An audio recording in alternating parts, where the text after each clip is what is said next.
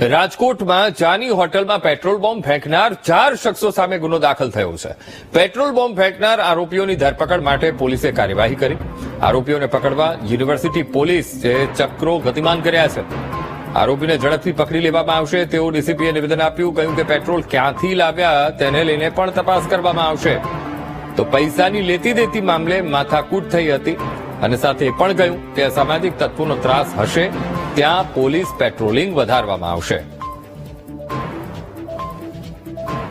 ફરિયાદી જિલ્લાભાઈ ભરવાડની એક હોટલ છે. એના હોટલ ઉપર એક આરોપી આવ્યો અને આરોપી દ્વારા પાન મસાલાના લીધે કોઈ પૈસાને લેતી દેતીના લીધે એક ઝઘડો ચાલુ કરવામાં આવ્યો હતો અને આના પછી સીસીટીવી કેમેરા ચેક કરવાના બહાને આરોપીએ ફરિયાદી સાથે માથાકૂટ કરી અને ત્યાંથી જતો રહેલો.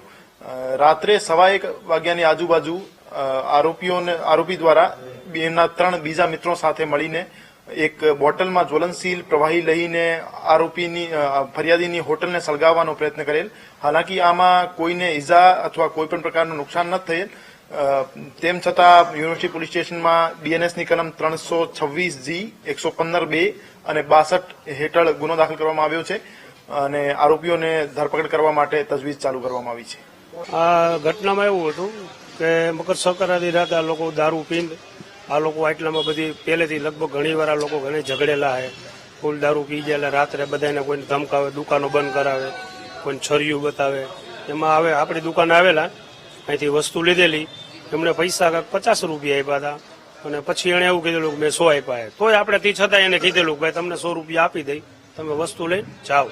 પણ એ લોકો જવાની બદલે બબાલ ચાલુ કરી. લોકોએ એ કે નહીં અમારે પૈસા પાછા નથી જોતવા, આવી રીતે કરવું એને બંધ કરાવવું એને મારવા એને બધાને આમ કરી નાખવું ને એવી રીતે એ લોકોએ બબાલ કરી અને પછી ભાગી ગયેલા અહીંથી. પછી પરત પાછા આવેલા, શીશામાં બોટલોમાં પેટ્રોલ ભરીને ઘા કરી દુકાન ઉપર. આ લોકોનો ત્રાસ છે જ આવા લોકો થતો અને ખરેખર સરકારને ફૂલ આની ઉપર એક્શન લેવું જોઈએ.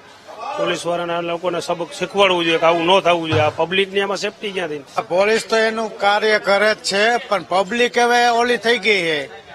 પબ્લિક થઈ ગઈ હવે દારૂ ખુલ્લેઆમ મળે છે.